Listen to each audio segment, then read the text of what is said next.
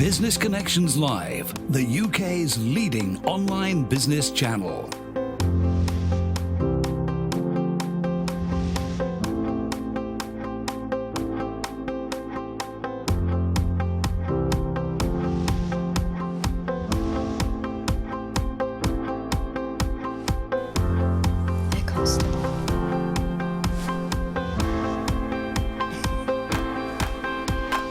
This is Business Connections Live with Steve Hyland.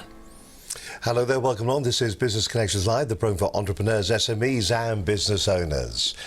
Now, in today's show, we're going to be talking about how GDPR affects sales. Yes, I know you may be thinking it's an old subject now, but in fact, it's still very, very important.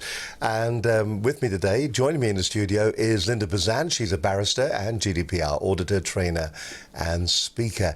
Linda, it's lovely to have you back on the program. You've been on the program before talking about GDPR. The reason for today's program is a little bit of clarity on how GDPR can be used as not just a shield to protect people, but as a sword to go out there to create and generate sales. What kind of comments are you getting back? You're still doing a lot of training courses, you're doing a lot of auditing. What are people saying to you? Well, as far as sales teams are concerned, an awful lot of sales teams are thinking that they actually cannot sell anymore. And of course, that's not true. What GDPR is doing is allowing them to sell to better qualified lists and enabling them to actually go in and close the sale probably a lot quicker than they could before. Now, you've told me of some of the stories. You've gone out, you've done audits, and those particular companies have then actually been audited by you, and then they've gone into other parties, into their customers, and said, we are an audited company, a GDPR audited company, and they've actually won sales because of that. Yes, that's right. One client that I audited back in April, they're a small company, and they were approached by a very large corporate, an American corporate as it turned out, and they were up against several other smaller businesses. But one of the questions that they were asked by the big company is, are you GDPR compliant? Can you prove it? We need to see your privacy notices, we need to see your policies. And they were able to supply them immediately, and because of that they actually got the business straight away. Looking back to when GDPR came in, and regardless of when you're actually watching this, you could be watching this in the future, GDPR is with us forever.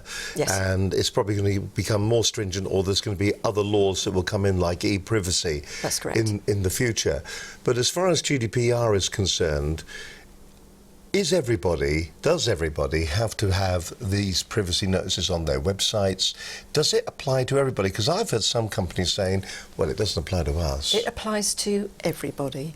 You have to have a privacy notice to tell people exactly how you collect their data and what you do with it and who you share it with.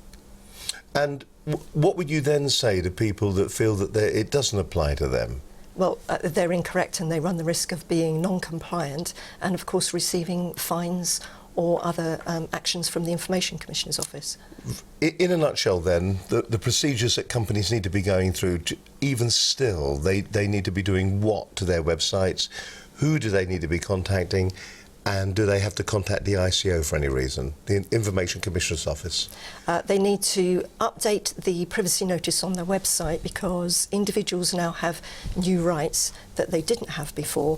They are entitled to know who the company is, what they do, why they're collecting the data, what they are doing with your data, and also the fact that if you're not happy with what's being done with your data, here's the people that you can contact to complain about that, to unsubscribe if you need to, or if you want a copy of the data that's being collected, you want to know what that business has collected about you, you can do a subject access request which entitles you to see everything that the company's collected about you.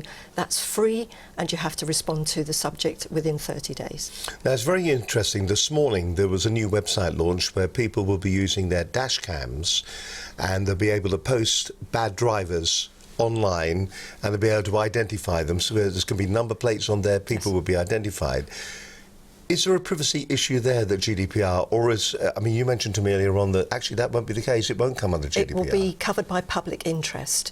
So what they're asking people to do is that when they see dangerous driving, if they've got it on dashcam, to upload it to the police website, and that is in the public interest because, of course, it's all about keeping people safe. But the point on this particular one was it's a privately owned website, so it's not actually a police website. So does it differ there then? So if that's the case, for instance, I came along and I went, go and upload all your dash cam data to me. I can sort it all out. I'm going to make a small fortune out of it. Would there be a difference then? well, they will be collecting the personal information of the people that are uploading the information. Therefore, they have got to abide by the GDPR. They will also have to have a privacy notice on their website to say what data they're collecting, what they're doing with it, and who they're sharing with and of course, in this particular instance, it will be the police. But they come under the same stringent rules. All right then. The point that we're trying to make today is about how to sell using GDPR. Yes. We've already had one example on that. You've done a lot of training with different sales teams, and there is a lot of confusion out there with GDPR. And of course, it's all centres around databases, collecting customer information, and follow-up. So how do you sell then with GDPR? Well, what sales teams need to realise is that one of the things that they can continue to do, even under GDPR, is they can cold call. So they can pick up the phone and they can call people and talk to them. I'm talking now about business to business. This is B2B sales calls. But what you do have to do now is that when you actually get through to somebody, you have to tell them, again, who you are, why you're calling, what you're going to be doing with any data that you collect from them, and you talk them through about the product that you want to talk to them about, and would they be interested in hearing more. Now, if on the telephone they say that they would, that's at the point where you collect their email address to be able to send them more information, but you have to say on the telephone, can I please have your consent to use your email to send you further information? And they must make a note of that conversation while they're on the phone. That's interesting. We've worked with organisations where their telesales teams, instead of having notepads next to their telephones, to have whiteboards. And what they do is, while they're actually on the telephone, they're writing any notes on the whiteboard so that the whiteboard can be cleaned at the end of the day, so they're not actually taking any data. Is that something that most cold calling telesales companies should be considering? Yes, because the data that you collect has got to be relevant, it's got to be necessary. So if you're just scribbling notes for your own purposes and it's not necessary for the continuing process of the sale, then yes, they should be deleting it by wiping it off. All right then. What about when it comes to prospecting? Because that's, every business needs to get new customers, and you kind of touched on it there a moment or so ago. But when you are prospecting, you get lists. I mean, some people will scrape websites. I take it this is a big no-no now. Big no-no. But if it's a business and a business is displaying their contact information online, Yeah. If it's there, are you allowed to use it? If you're a business and so business A is sitting there and they may have a need for the black box that you sell. Is it legitimate? Is it right for you to scrape the information to be able to contact them? Now, it depends what you're doing with the information when you've scraped it, and here's the misnomer. If you are taking the information off of a corporate website to give them a call about the product that you are selling because you firmly believe that it's a legitimate business reason for you to call them about your product because it is something that that business could benefit from, that's fine if you are calling. But if you're scraping that website for the email address to put into a CRM system, that is a big no-no. So how does that differ then? What's the difference? So because GDPR covers emails, it doesn't actually cover calls as such, because that comes under e-privacy. But what it allows you to do is, because you can make the call, but you are still bound by the fact that when you make the call, if that person says to you, I would prefer that you take me off your list and not call me again, you must take them off the list and not call them again. The issue that you have with a lot of these cold calling companies are that you say, I want to be taken off whatever list you've got me on at the moment, and they've gone at that point, so you never really know. And then when you try to phone them back on the number to qualify that they have taken you off the list, you cannot get through on this number or whatever. Yeah, it is a huge problem, at which point you would report them to the Information Commissioner and they would do investigations. The other point with regard to... But do I have time to do that? I mean, I know in the ideal world, you as a barrister, you would probably sit back and take great pleasure in reporting them to the ICO. But as me, You know, that's my time. I'd rather be rid of it and gone and move on. No, that's true, but then you run the risk of that company calling you back again and again and again. And how much of your time is that wasting then? The problem that we also have as well, it seems, that online, it is the handling of these cold calls that are really difficult. is if you look at, we get a number of calls from Indian companies. Yes. And what they're doing, they're using Skype to get a national, regional number. So it may look when you're picking the phone up that it's Manchester or Birmingham, but in fact it's Delhi or Bangalore. So what do you do in that particular instance? Is there any jurisdiction that covers that? Well, that is very difficult, and the only way that you can do that is if they call you. Again, the fact they're Indian is neither here nor there. You ask them to take you off the list because you are an EU citizen, and they have your data as an EU citizen. Do you think they care? And no, they probably don't, but again, you would go to the ICO. Now, the ICO have a relationship with BT, for example, so if you can't find out where these calls are coming from, the ICO and BT between them may be able to find out who they are and perhaps shut them down. We always seem to have this trouble, though, with electronic. Today, the world is excuse me a second. Today it's a difficult place where we find ourselves, in as much as that Skype, for instance, an American company owned by Microsoft, can give you a regional number. So what jurisdiction do they come under? They're an American company, so who do you complain to there? Well, even though they're an American company, if they are actually contacting people within the EU, data subjects within the EU, they have to abide by GDPR. The fact that they're in America is neither here nor there. And you may well have seen that some of the CRM companies, for example, and most of them are American. This is customer relationship managers, or basically people like AWeber. That's it. And people like that. You will have seen their privacy notices coming through, where they have a standard privacy notice for the world generally, but you'll see another bit there that says, but if you are in Europe, here's the privacy notice that applies to you. So in essence then, if I feel I have a product that I can sell, I can go to a corporate website as a business. I can go to their corporate business website. I can take the contact information and I can telephone them. But say they display their email. I can't use their email as a business-to-business communication. So why have they got their email? Rule of thumb is that the email is there for people to contact them, to ask for information from them, not to give them marketing information. That's the purpose of the email on someone's web address. But the additional thing about the telephone number on a web address is that you also have to, if you are scraping telephone numbers to call, you must check with the telephone preference service and the corporate telephone preference service to make sure that these people have not already said, we do not want to receive marketing calls on this telephone number. In your opinion... And if you phone them and they're on the list, that can cause you problems too. In your opinion then, do you think there's going to be a resurgence of cold calling? Because Yes. it seems it is. Yes, I think there is, but I think it's going to be a lot more targeted. So if a salesperson phones you from business to business and says, I do this product, I've looked at your website, I know that this is the sort of thing that you do, my product does this and I feel that you would benefit from that product.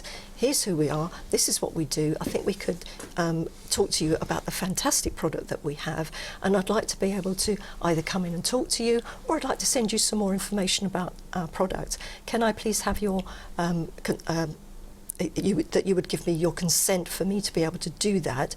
I'd like to be able to send you an email. Could you let me have your email address over the phone now to say that you consent to that? So you're asking for permission? You're asking for permission, and then you send the email further to our telephone conversation. It was great to talk to you. This is who we are. This is what we do. We discussed this, and here's the information that I said that I would send to you. However, if later on you would prefer not to hear from me, at the bottom of the email you'll find our unsubscribe list, but you will also find our privacy notice. So at the bottom of your emails, your unsubscribe button and your privacy notice. More from Linda Bazant in just a few moments' time. We're talking all about things around GDPR and why you should be still aware of it, and is it something that's going to prevent you from selling? And as we said at the very beginning of the programme, one of the biggest questions that Linda gets is this going to stop my sales team from going out there and selling? We went through it just leading up to GDPR coming in. We all received countless numbers of these emails that were saying, do you still want to remain on my list? Listen, I'd already given you permission. If I'm on your list already, and I gave you permission to allow me to be on your list, or for you to allow me to be on your list, then that was fine. So there was no need to go through the second qualification process that so many organisations went through. There was one email that I kept receiving: are you in or are you out? In, out, shake it all about. And we've all had them, and it was, honestly, it was people just not understanding what GDPR was talking about. We're talking all about GDPR, how it affects your sales. That's on this edition of Business Connections Live. Well, great to have you as always, or to have you with us as always on a Monday. Do apologise for the throat. This cold is just hanging on at the moment. I cannot get over it. I'm all full of phlegm, too much information. But I tell you what, down to the doctors, I think, tomorrow morning. I think it's about that time now. Let's go back a week, shall we, and talk about a program that we did last week with Graham Wilson. He's a business coach, and we were talking about word of mouth marketing and why it's so important within your business. It took me a while to get to the point, and I finally realised, so what word of mouth is all about. It's the entire sales process. It is your marketing, it is your sales, and it is also what you do post-sales as well, so pre-sale and post. That's what we're talking about. That's what word of mouth, and why it's so important, because it should be integral. It should be an important part within your marketing mix. Great show. If you missed it, then here are some of the highlights from last week's edition of Business Connections Live.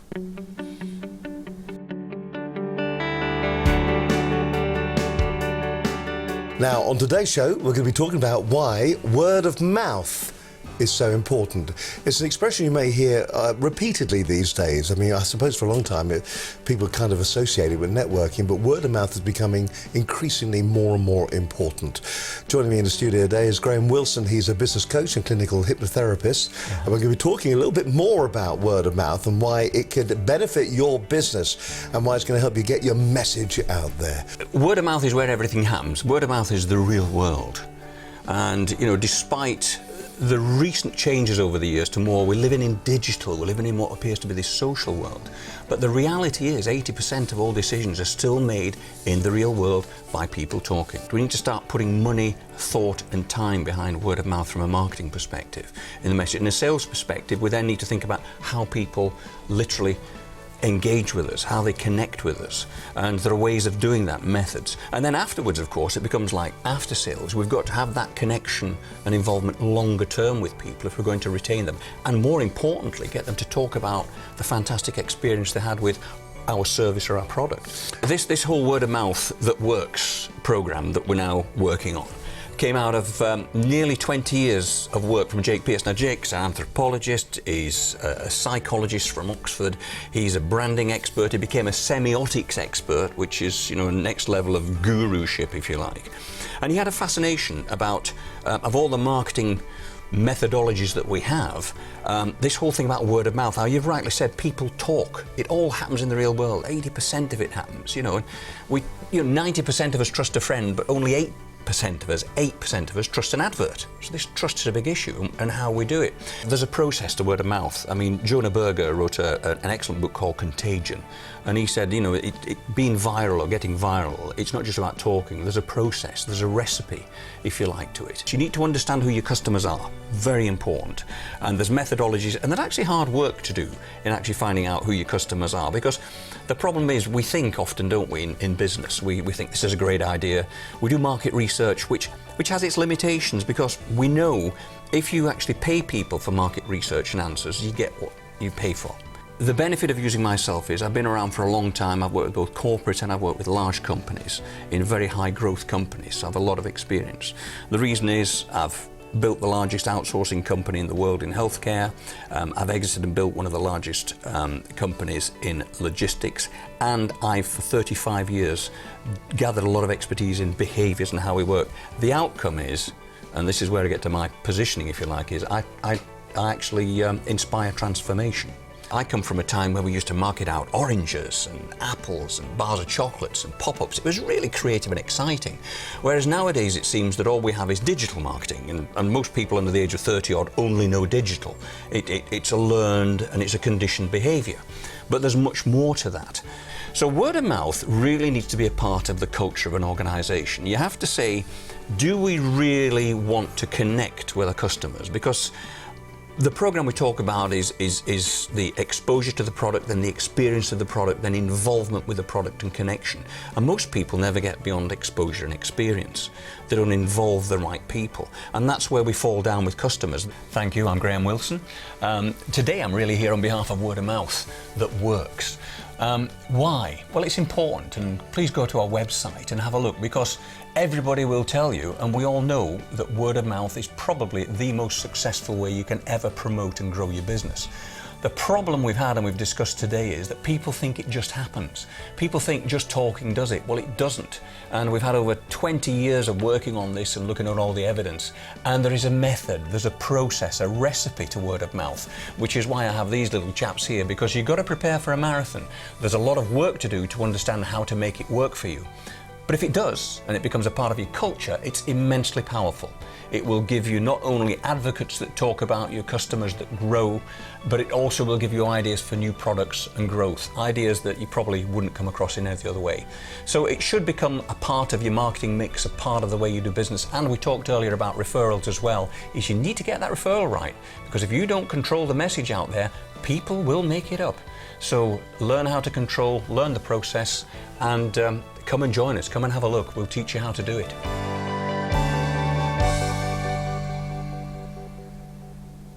Graham Wilson there, fantastic show. If you get an opportunity, do watch it. Talking all about word of mouth and why it's so important in your business to allow you to promote and market yourself. There is this feeling, though, that we are all being oppressed, isn't it? That just got to be a little bit more careful about what we do with our data. Don't forget, if you'd like to get in touch with us here, you've got my complete and 100% permission to do that, as long as you're not selling anything. But maybe if you want to do something that's a joint collaborative kind of program, then we'll have a word with you about that. But please, all the people that are contacting me saying, would you like an app? Stop. Thank you.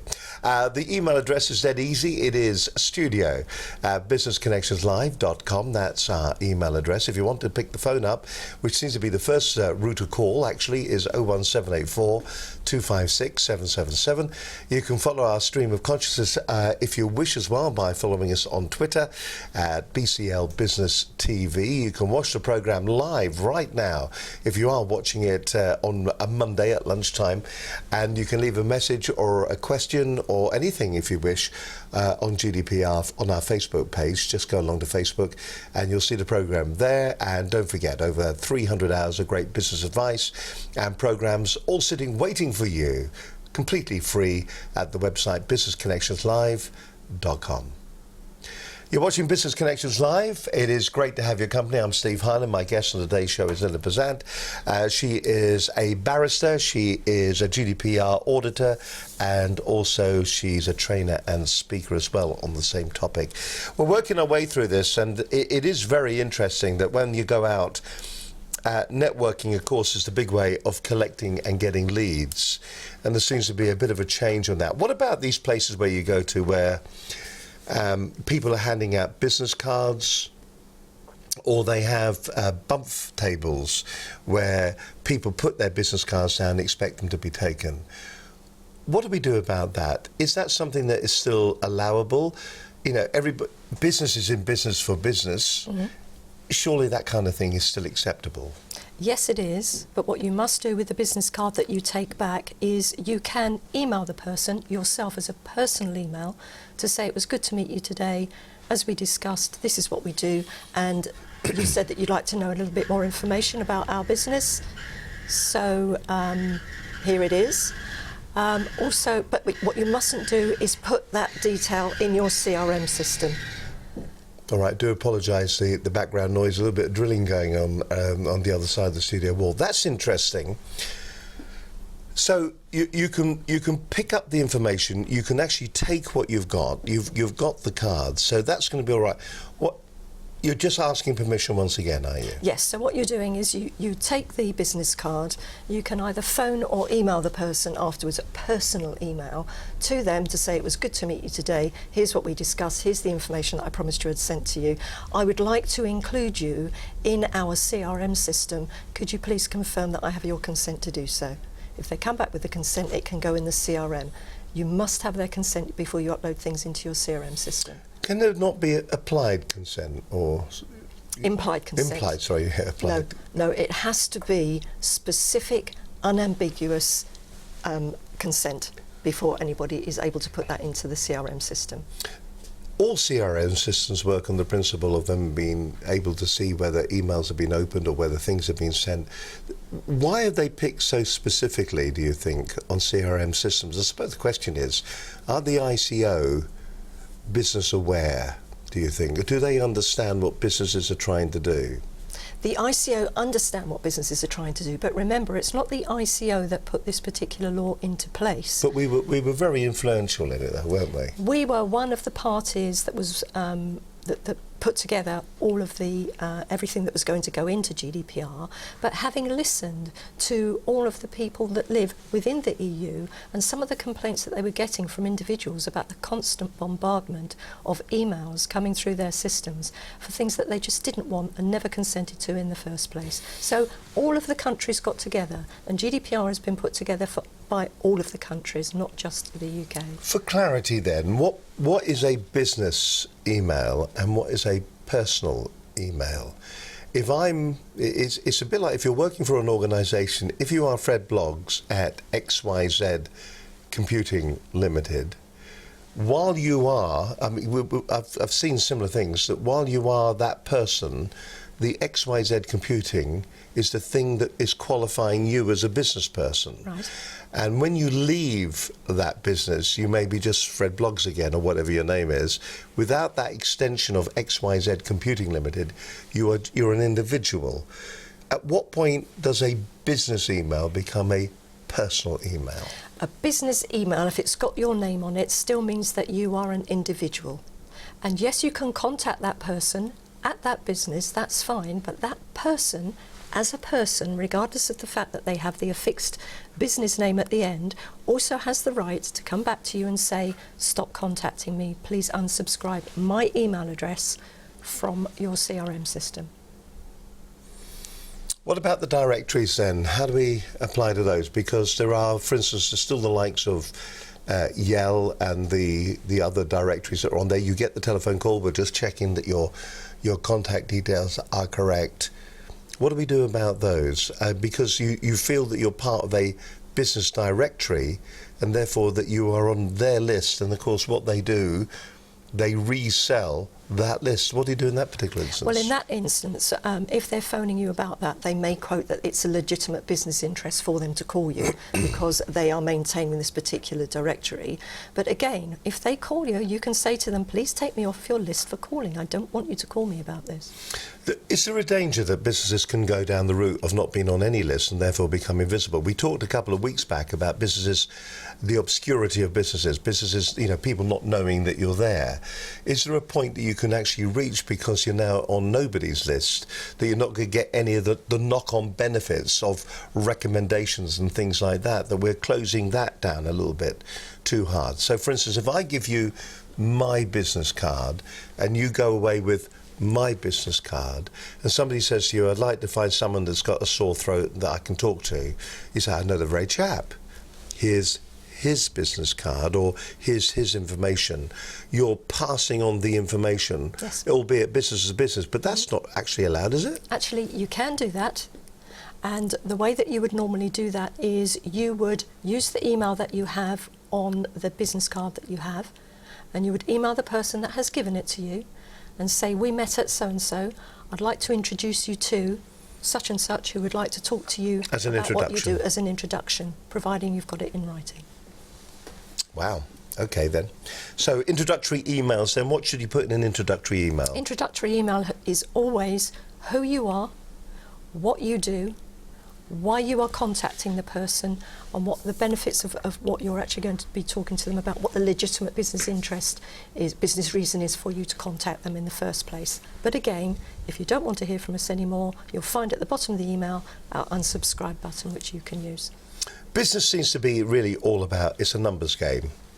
You phone 100 people, if you're lucky, 2%, 5% of them will respond positively to you. It just has always been that way. Yes. The number of people that walk past the shop, not everybody's going to come in to buy from you. Once again, are we just putting more barriers up? I mean, I know we're talking about trust here, But is it the trust in responding when you talk to somebody that they don't want to be on the list, that you respond positively? Well, it's the scatter approach, and that's something that GDPR is trying to get rid of. And what they're saying to sales teams is, by all means, contact people about your product, but allow them to say to you, thank you very much, but I don't want to hear from you anymore. So what that means to sales teams is that your list of people that you contact might not be huge, but it will be relevant. It will be a quality contact list for you of people that not only want to hear from you now, but may want to continue to hear from you in the future, and may well recommend you on to other people that you can contact. I don't want you to become the whipping boy for the ICO or the whipping girl for the ICO, because I know that you didn't make the rules. You're just trying to explain them and to clarify them. But we are talking about, was it 4.8 million self-employed one-man band businesses in the UK?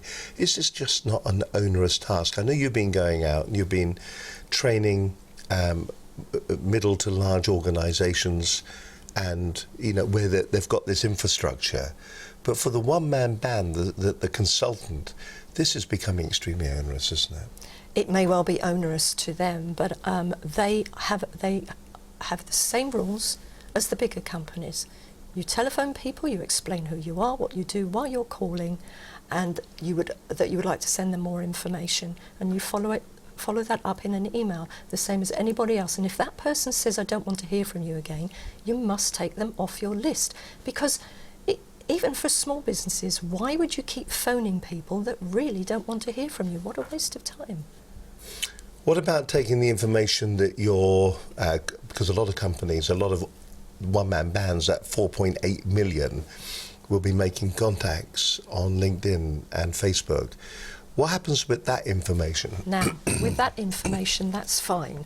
And social. You mustn't scrape it, though, must you? No, you mustn't. Social media selling is being pushed, and I actually have a statistic here that companies that implement social selling practices consistently are 40% more likely to achieve their goals by using social media.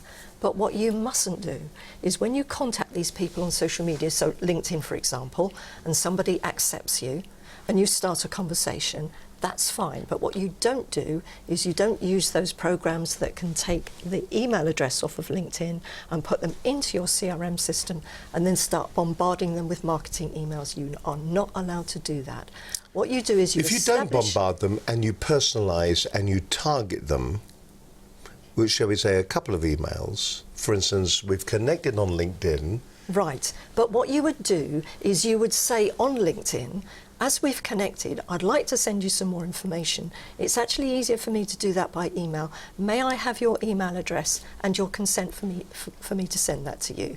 And they will come back on LinkedIn and say, yes, here's my email address, Linda. Please, by all means, send me all of the information. So not only have you got their email address, but you've also got their consent in the LinkedIn thread that you've got. You've actually got their explicit consent, and they are giving you that email. But once again, when you send the email with the information, you must have your unsubscribe button at the bottom, because even though they've consented now, they may choose to back out later, and they must be given that opportunity. And we're back in the real world. Because in the real world, that isn't going to happen. We know people, we both know people who, what they do is that the moment you link in with them on LinkedIn, they take it off platform and then they put it into their CRM system. So why has that not been, but why has that not been publicised more, that you can't do that transition to CRM systems? Is that something that the ICO should be doing, do you feel?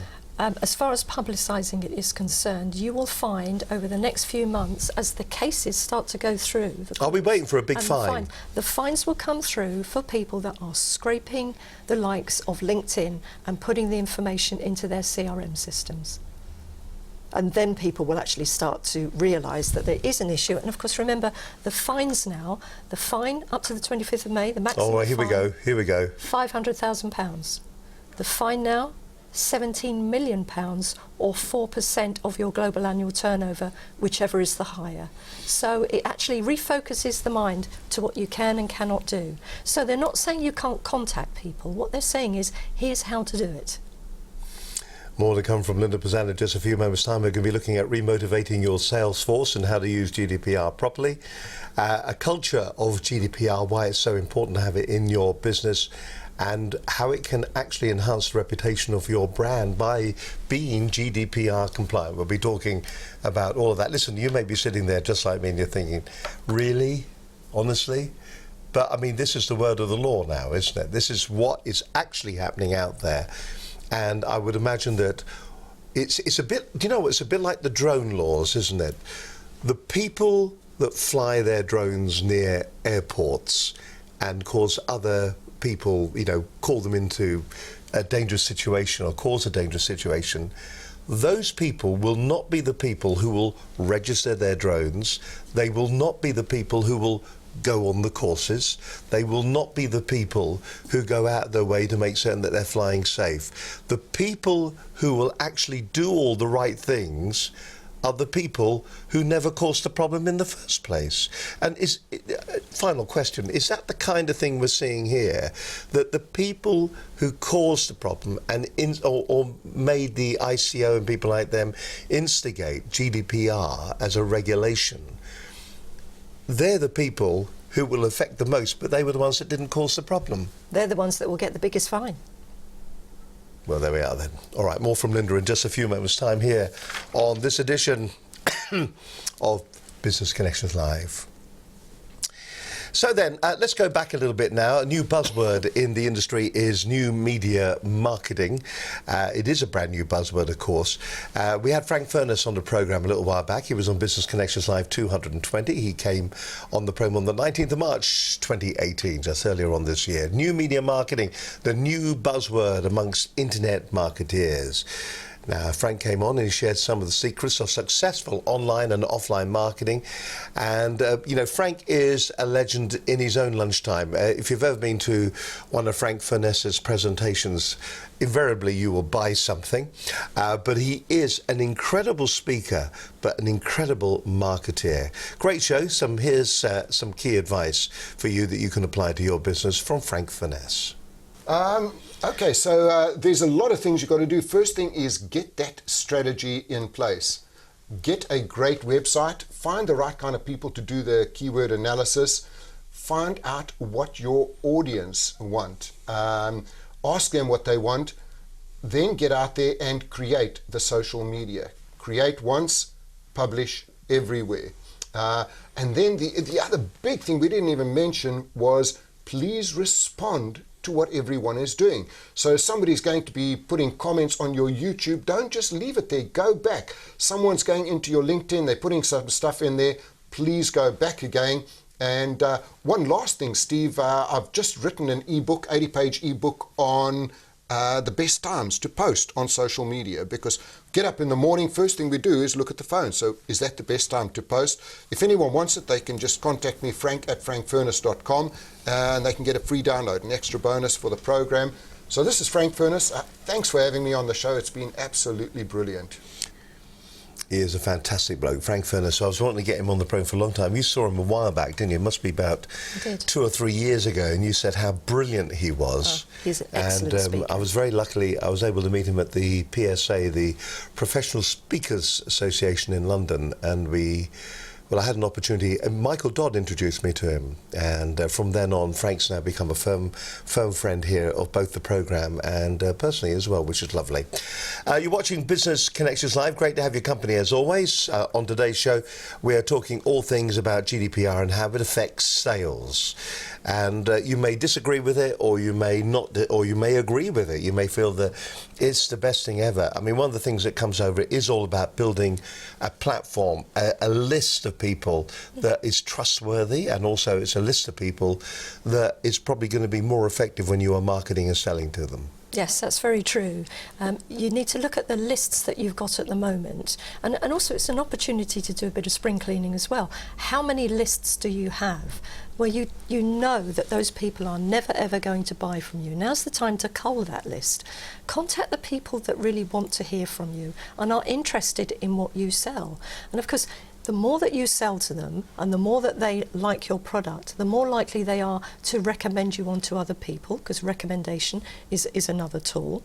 And it just makes much more sense for you to have a quality list that you are contacting on a regular basis, rather than this scatter approach of people that really don't want to hear from you in the first place. Remotivated sales teams. You've done a lot of training to sales teams. What's been the reaction that you've had back from them? Usually when I go in to talk to sales They teams, go like that. yes, I get that reaction initially. Be gone. And then when we sit down and we talk about it, because all of them feel that they can no longer sell. That is nonsense. And once we go through what they can do and what they can't do and how to enhance what they can do, they go away thinking, well, actually, yeah, okay, I can see that. And of course, when they go out to sell, they are also the brand of the business. They are the reputation of the business. So it's important that they do their job correctly and that they engender trust with their customers, because they are the shop window of the customer, of the business, if you like. So the first point of contact is with the salesperson. So they need to know what they're doing around GDPR. And of course, it may well be that some customers they talk to will say to them, well, is your company GDPR compliant? Do you have policies and procedures? And for the salesperson to say, actually, yes, we do, and here's the link where you can find all of that.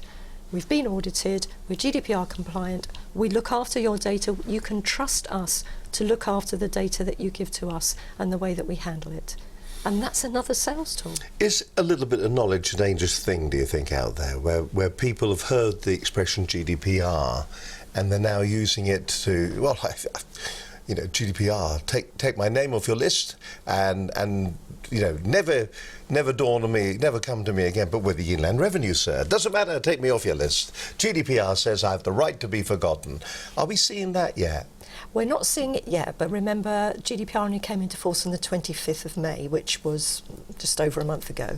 So we might see that in the future. But as far as things like HMRC and so on, even Experian, the companies that have your credit rating. Well, they had a data breach, didn't they? I never heard anything about that. Oh, you know why you never heard about that? The reason you didn't was because it wasn't something that you could complain about, because they had your information as part of public interest. So you didn't give them your information. They actually were given it by a company that you had perhaps defaulted on, and so in the public interest they were allowed to have that information. See, that sounds to me a little bit like carpet, broom, brush, because, you know, that it's interesting because you said defaulted on, but it is actual personal data, whether you default or not, isn't it? So if you have never defaulted, it is actually records of your financial status and your standing. So that means, you say it's in the public interest. I can see where you're going with this, and I don't want to dig a hole, but these must be the arguments you hear all the time. There seems to be a legitimate reason why you should be able to say to them, you are actually, because of the data you hold, be it right or wrong, and it is for me to make absolutely certain that it is correct. Yes. But I've never asked you to hold the data in the first place. No, the data is held, and the data is taken from businesses that you have done business with, or credit cards that you've taken out, or mortgages that you've taken out, and they're the people that feed the information to Experian. What you can do on Experian as an individual person is, if the information on there is incorrect, you can go to them and have it corrected, providing you've got all of the evidence and the proof that that information is correct. So that you can do. So how do you define them? Because that is personal information, isn't it? It is. All right then. Okay. I don't know whether I'll let you off the hook on that one there or not. It just seems to be slightly. It just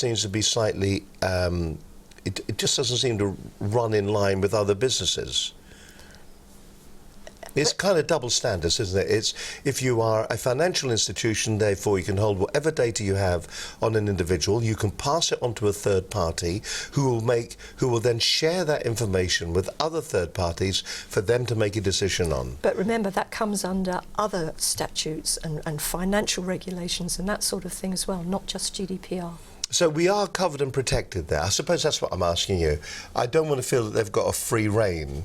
Oh no, they can't just sell your information on to anybody they choose to. There's got to be a legitimate business reason for them sharing the information with the people that they share it with. It's in And the for public that- interest and comes under statute. And for that breach, will they be fined?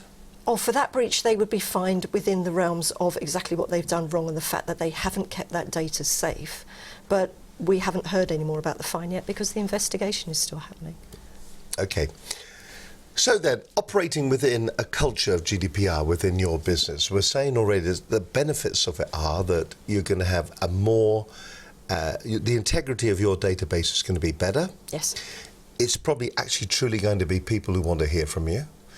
It's going to be customers who want to talk to you, and operating within your organisation, there is better control. Are those the key benefits, or are there more?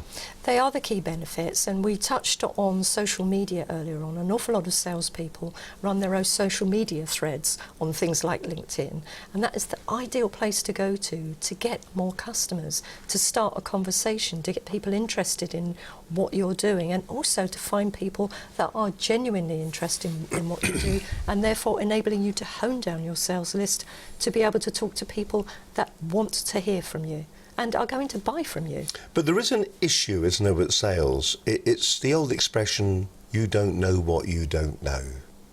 And if I'm trying to sell an idea to you or a concept, without me contacting you and doing it like that, it may take a couple of times. What's it they say about sales? They say that the average number of contacts to start generating a sale is about 9. They said in radio for a number of years, the number of times you've got to hear an ad is a crazy figure, like 4.5 times before you start to even respond to the ad. Are we not just taking that away? That you just need a little bit of repetition to cut through the initial barrier of, well, I'm not interested. How many times I have stood in, this is a story actually, I'm not going off on one here, but I have stood in a high street and I've said, this is a cheque for £1,000 and I'm going to give you that £1,000. And I've had people go, here's a cheque for £1,000, and they've gone, no thank you, I've already got £1,000, not interested. There is always that, and you're always going to get that. People just don't trust the gift horse, do they? That's the point though, trust. Your business needs to be trusted, your organisation needs to be trusted. And the issue that you have now, whether you like it or not, is GDPR says that if you phone someone and they ask you to stop phoning them, you've got to take them off your list. So to be able to do that constant prodding, here's who we are, that 3, 4 or 5 times of dig, that's how you use social media. What about newsletters then? Can we use newsletters to do that? You can send mailing. Our newsletter, you're talking about digital newsletters. I'm talking about digital newsletters. So someone comes on. They have to sign up for your newsletter. They have to. Have you got to be specific that it's going to be a newsletter you're going to send them? Yes. Yes, you have. All right. We'd like you to sign up for our newsletter. So can you just summarise the key things then as a culture of GDPR within a business? What must we remember? And we're talking here about a one-man band all the way up to a multinational. You can telephone your prospects. There is no reason why you can't telephone your prospects, but when you do, you make sure that you tell them who you are, what you do, why you're phoning, what you think the benefit is going to be to their business, therefore a legitimate business interest, and that's what you'd like to talk to them about. Get the conversation going, but also inform them that if they don't want to hear from you again, then that's perfectly fine. But you also say to them, I'd like to send you some more information. Can I have your email address so that I can send that through to you? They give you the email address. You send through to them, we've just had a discussion. Here's who we are, this is what we do. You expressed an interest in this. Here's the information that I promised that I would send you. I'd like to continue to send you some information, but if at any point in the future you decide that you don't want to hear from us, you will find at the bottom of this email our unsubscribe button. But it is very much a case you are inviting closure of the conversation all the time. Yes, unfortunately, that is the law. Is it the law, or is it a case of that they too should be aware of the law and be aware that they too can close the conversation at any time? If I keep offering to close the conversation, the chance I'm going to lose sales through that, because we go back to this, they don't know what they don't know. No, we may not have got to the stage where they know, where they're finally beginning to understand. I mean, for instance, all the sales techniques are that you're trying to get them to talk to you to explain their pain so that you can make a close on it. Well, there is one of the guests that we have on the programme who uses social media in the way that I've explained, and he does it extremely well. And he starts the conversation going, then he makes the phone call. And in a lot of cases, when he makes that phone call, he engages them in conversation to the point where they do want more information from him, and he keeps it going. He's not cold call out of the blue. He's established a relationship on social media, then he's called them, then he's got their email address, and he's done an exceptional job. He's extremely successful. All right, listen, more from Linda in just a few moments' time. Hope you're finding it interesting. I think it's every time we talk about GDPR, there's always these great big question marks come up, and you always worry that it is sales prevention at its very best, and it's been thrust upon us by the government for no particular reason. But you can hear why it's been done. We will do a little bit of a checklist on how your company can, just to make certain that you are ready. Maybe you've already got an existing database that you're currently using, and you didn't go through the process of asking people to opt in or opt out again or whatever. We'll find out some of the key things around that in just a few moments' time with my guest today, barrister Linda Bazant.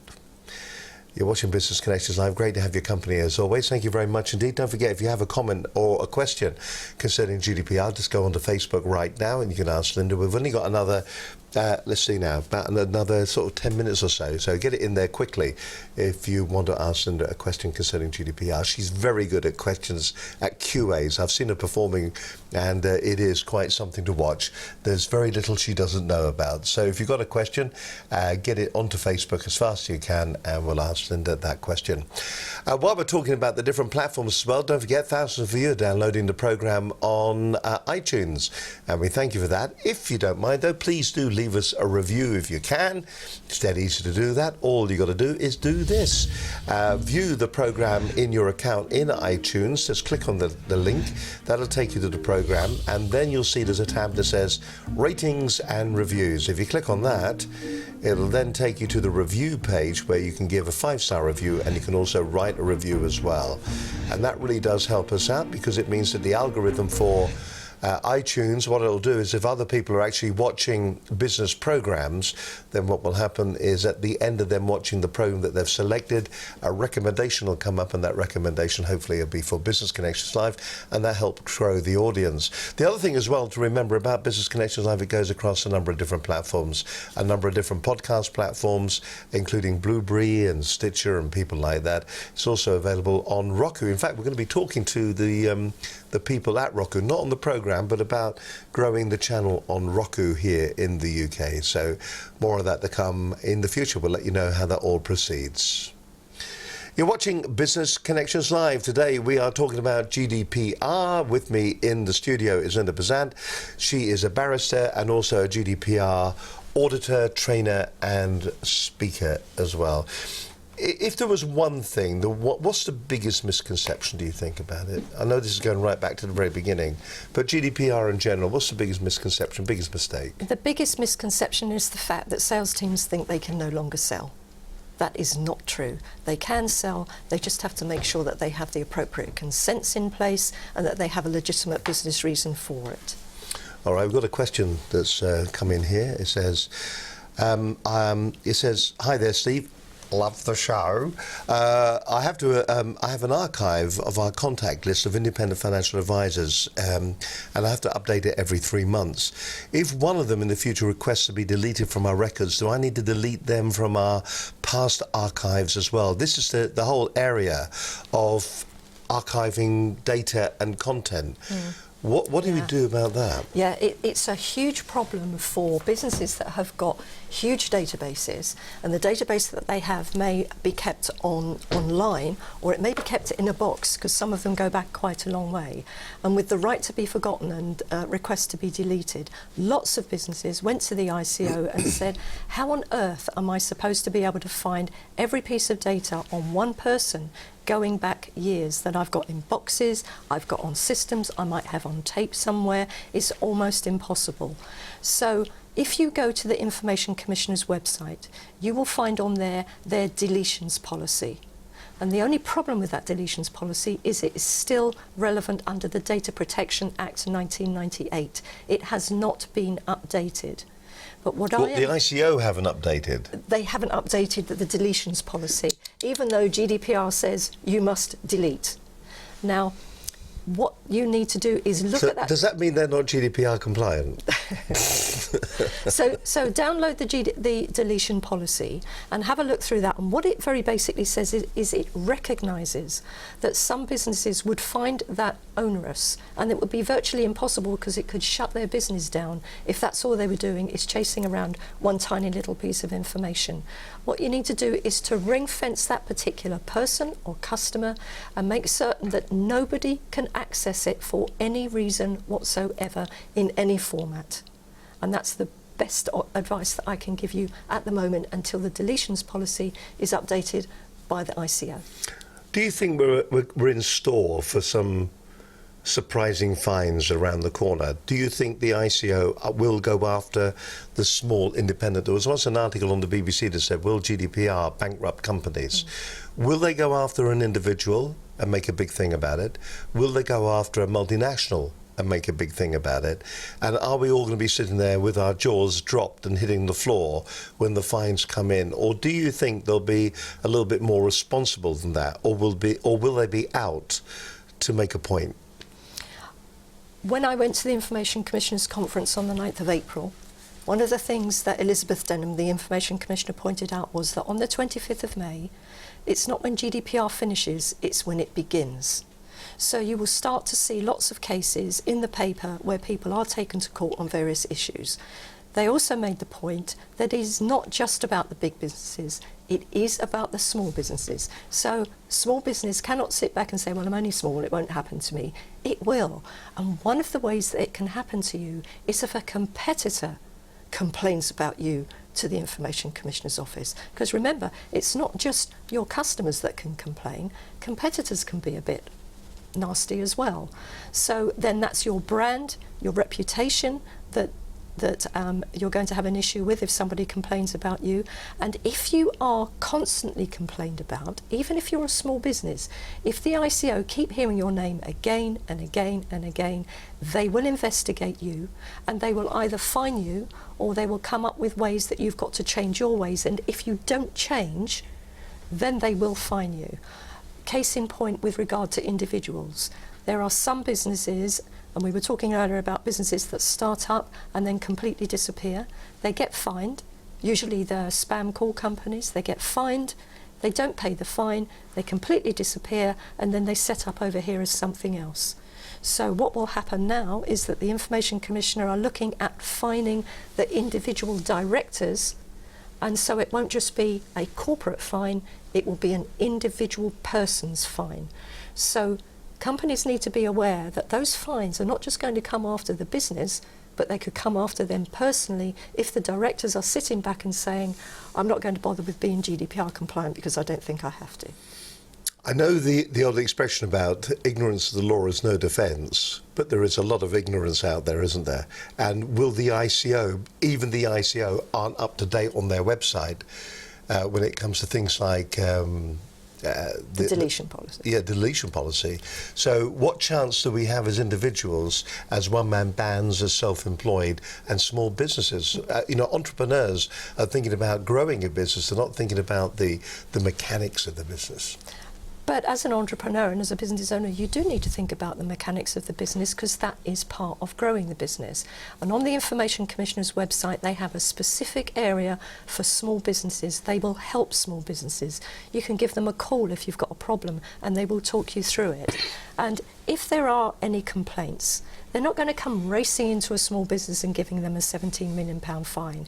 They're going to find out what the problem is in the business. It'll be a lot more affordable, will it? They're going to come in and find out what the problem is in the business and try and give some guidance and some help. And if you follow that guidance and some help, all you're going to get is a slap on the wrist. But if you completely ignore them and keep going the way you are going to be fined. Are the ICO big enough to do this? Yes, they are. They have currently just employed another 170 people to deal with these issues. Are they going to be targeted on the number of people they get? That I couldn't That's say. frightening if they are. Listen, it's been absolutely fascinating talking to you about all of this. But is there any key areas you think that we've missed out as we've worked our way through from the expertise and the experience that you've had when you've been talking to sales teams out there and individuals as well? Is there anything else that you think would be worth adding? Well, we've talked about phone calls, we talked about emails, we talked about referrals, networking, business cards, how to use them, and the difference between a personal email and a CRM'd email, which is really important. I suppose the other thing that sales teams need to know is that their board and management team are on board with the GDPR and that they are being given all of the information that they need to be able to go out there and sell within the boundaries of GDPR, which is why I go in and I train sales teams exactly what they can and cannot do, but with the management on board with it. It's come from board level down, because remember, the fines that come into the businesses affect the board and the shareholders of those businesses, and it's in their interest to make sure that all of their staff, not just their sales teams, but all of their staff have an employee awareness of GDPR, and it becomes part of the culture of the business. Are we seeing some businesses that are just going through a tick box procedure at the moment where maybe their HR team has been trained, their board have been trained, but actually the workers that go out and do it aren't being trained? Are you seeing that at all? I'm hearing about that. I'm not experiencing it with